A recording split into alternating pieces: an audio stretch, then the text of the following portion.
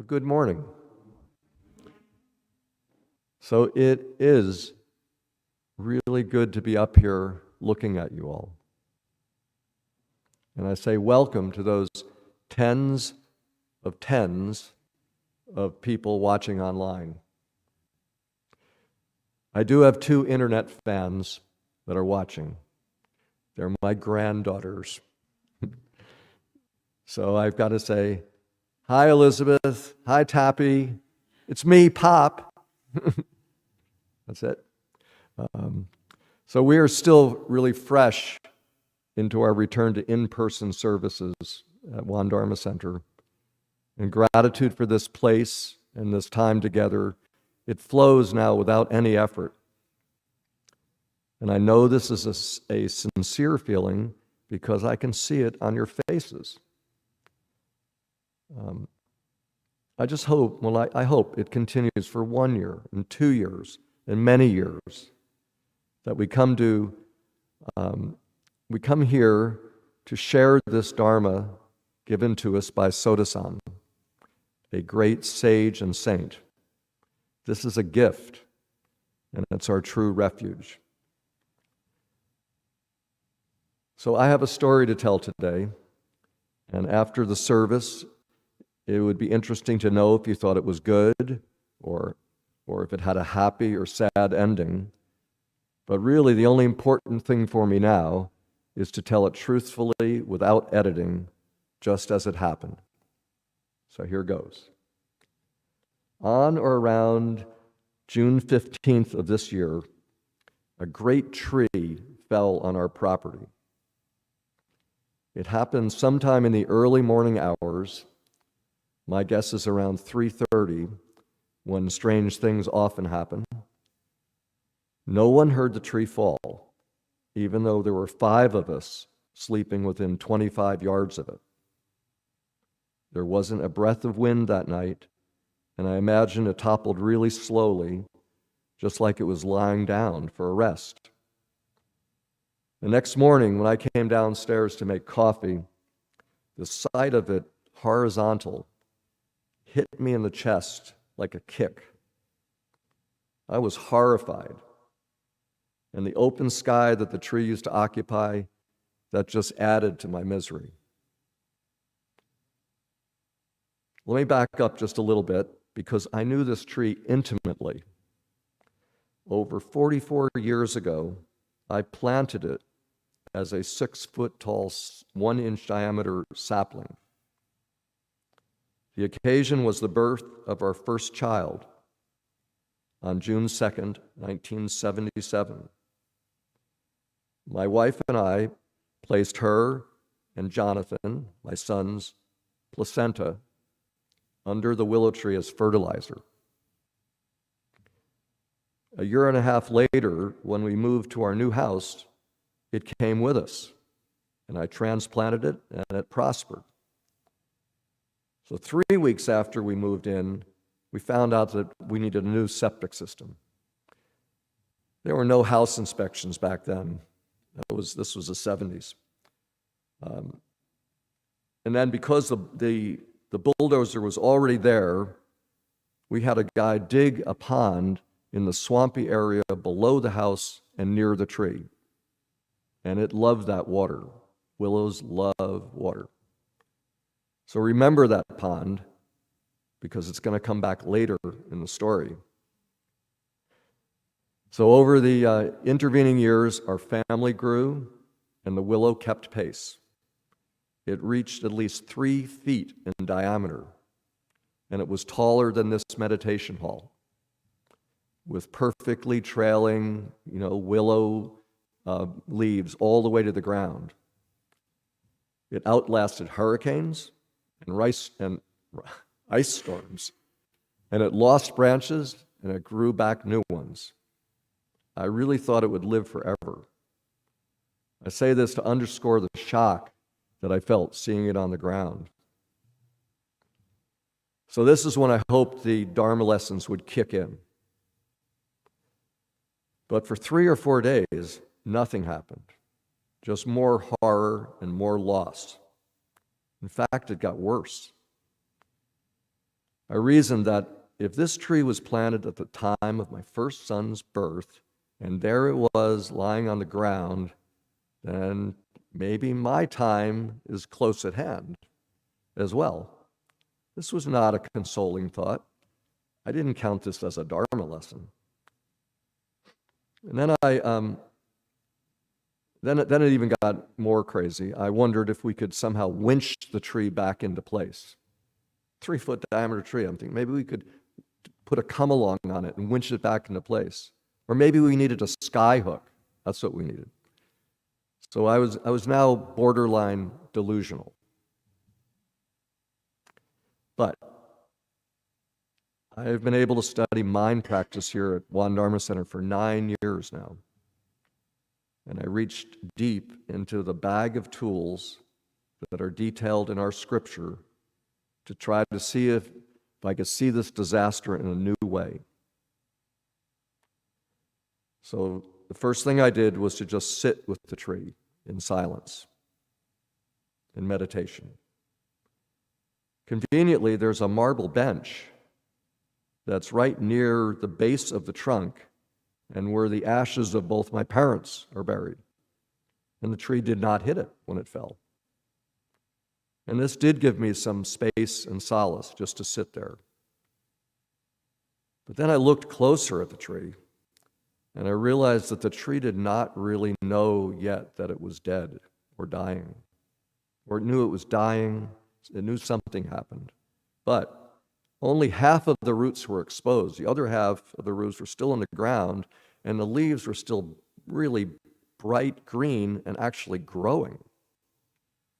This was not so comforting, I thought.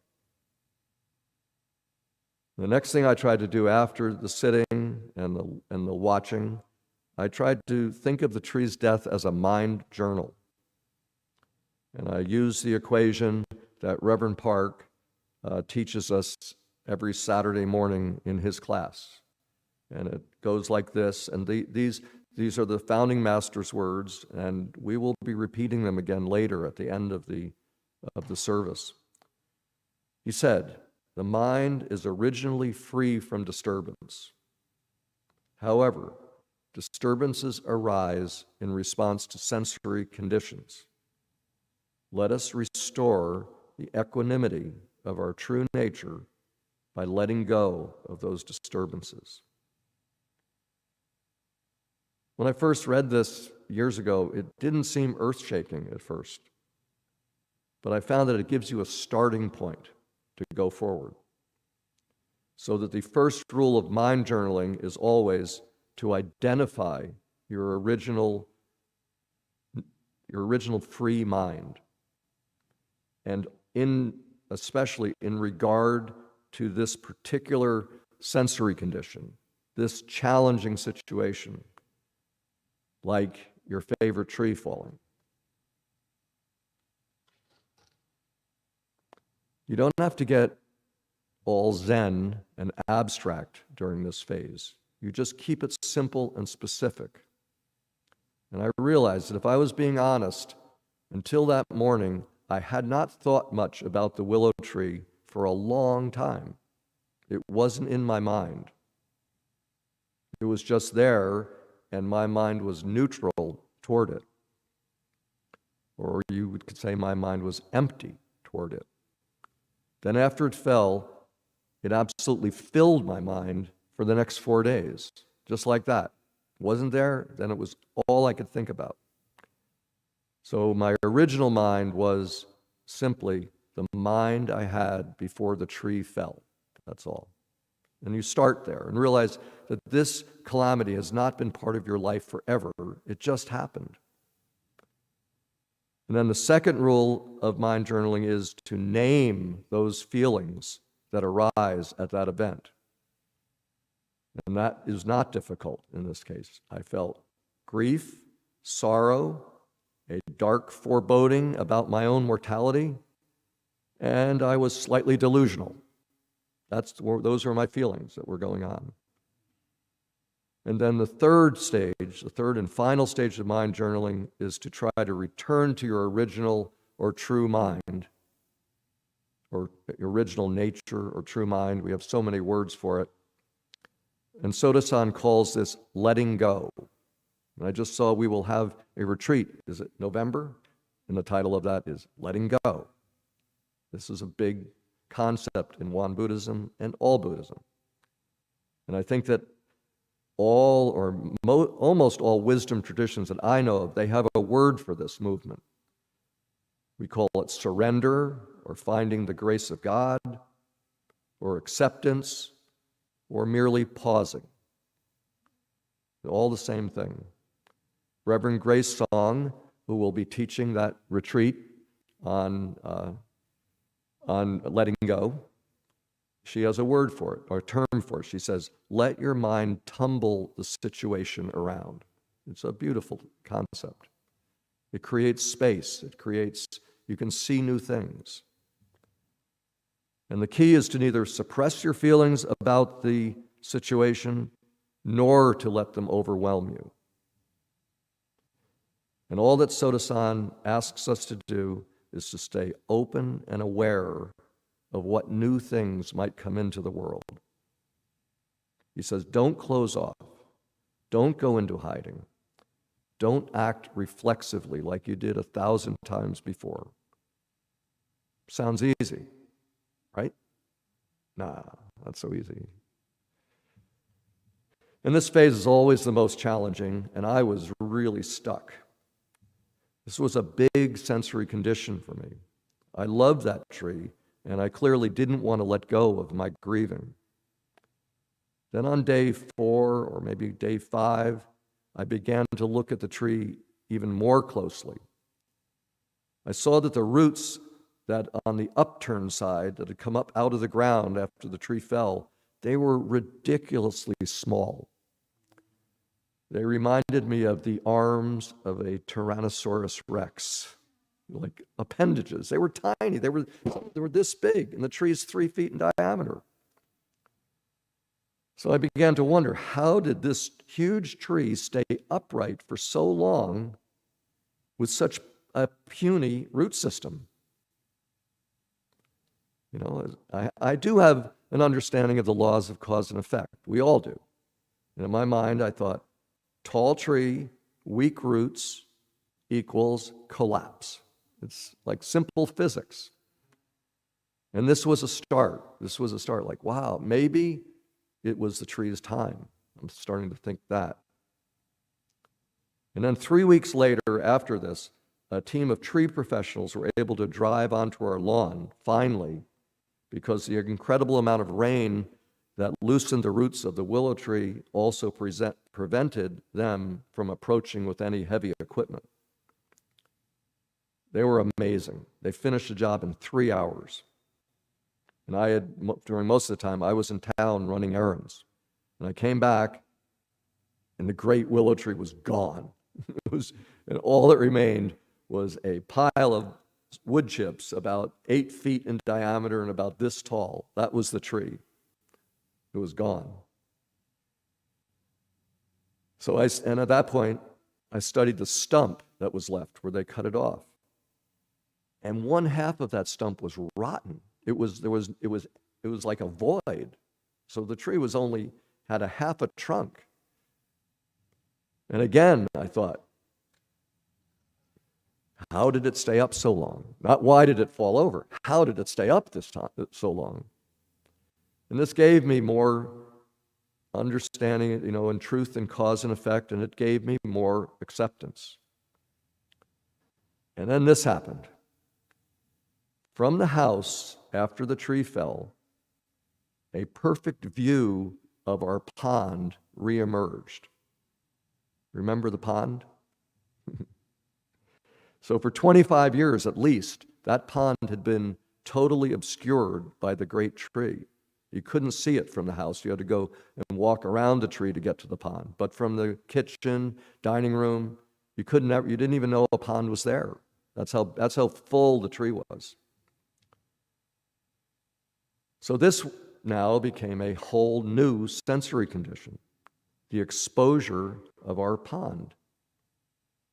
While the tree falling was pure horror, This new site of the pond could have gone either way. You could call it a 50-50 or a 60-40 proposition.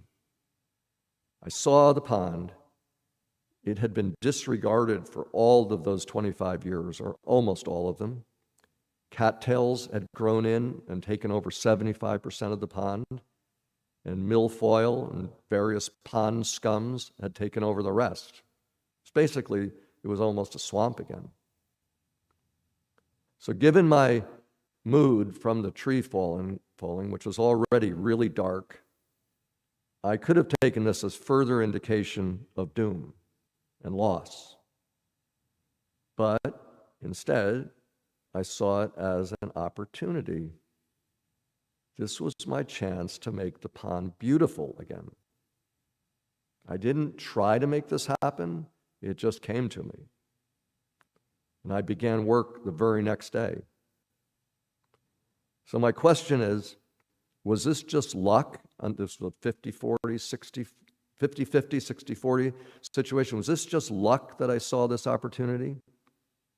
And I really believe that no, the mind practices that we study here and the habits that we form, they made this possible. So today, I'm using mind journaling as an example of spiritual practice because I do it a lot and I like it. However, it is only one of 32, I think 32 different modes or topics that Sotasan describes in our scripture. The exact number is not important. Let's just say he gave us a lot. He gave us many. And he gives us all these possibilities so we can practice at all times. That's the important thing. During times of rest and quiet, say when we come to a retreat at One Dharma Center, we come out of our workaday lives. In the early days of Won Buddhism, Sotasan used to lead retreats for 4 weeks, several times a year. Times were different in 1919 or 1923. Times were slower. And during these times of rest and quiet, he listed 11 different practices that we can use that are especially helpful during retreats. We will practice them, I guarantee, at Reverend Song's retreat.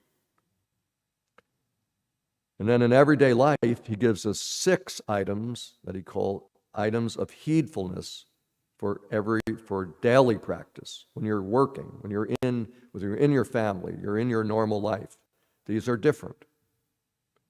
And then he gives us 6 more items to practice when we come to a temple or a church or a synagogue, a place of worship. He calls them items of heedfulness for temple visits. And then on top of that, there's 9, I know these numbers, right? They get a little crazy. But there are 9 items, we call them essential dharmas of daily life, that we can use at all times. And we will recite them later today. You can read about all of these items found on page 40 to 46 in our canon, very precise and laid out. And then you can take a lot of time to practice them because in the beginning, they seem strange, some of them. And others are really familiar, like sitting meditation, chanting meditation, both of which we did today, practicing self-reliance, practicing gratitude, and giving Dharma talks. These are all different topics of study and of practice. They overlap and they reinforce each other. And he gave us all of this variety because he knew that each one of us would gravitate towards certain practices that would fit us. And he just wanted to give us the best chance possible for success.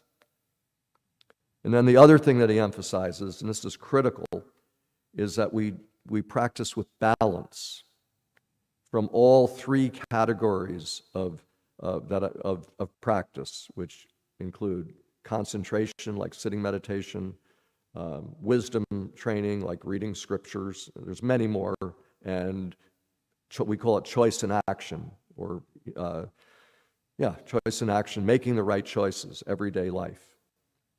So if you recall, in this example, in addition to writing a mind journal, I also sat with the tree, which is in meditation. And I inquired into the tree, into the causality of the tree's demise. They call this inquiry. Now, without this balance, I think I'd still be standing in my kitchen today, 4 months later, moaning about my loss of the tree and bitching about how crappy the pond looked. I'm pretty sure that's where I'd be. And nobody really wants to be a grumpy old man or old woman or young man, young woman. The founding master put this much more eloquently. He said, "Thus, with this great balance, I have provided perfectly precise guidance regarding your methods of practice, so that you may accomplish the great task of transcending the ordinary and entering sagehood as quickly as possible." This was his grand wish for all of us. And he wasn't kidding around. He meant this. I've got to add that when you're faced with really terrible scenarios, like your favorite tree falling, or much, much worse things like big financial problems, relationship issues, dire health diagnoses, mind practice still definitely works. It just takes longer, and you have to use even more tools in the right balance. And then at times, we've all had this, calamities, they just seem to pile on. And then all you can do, I believe, is just hold on with your fingernails and wait. But even then, if you practice, things are happening beneath the surface. It's still working. You might not know it yet. And then when something new comes along, even if it's not your most desired outcome, you can still grab it and go for a ride. You have to have that openness, or you'll miss it. You'll miss that new thing. So finally, I just want to say, I know that resurrecting the pond was good choice in action for me. These past months have been amongst the happiest in my life. Each morning, I strap on the waders, fishing waders, and I settle into the water, and I end up covered in mud and pond weeds. That is perhaps not everyone's idea of a good time, but for me, it really works. And I found treasures in that pond. I found a 2-inch diameter snapping turtle whose eyes, I'm not kidding, they look just like jewels. I don't know if you ever looked into a turtle's eyes, but they have these lines, they look like jewels.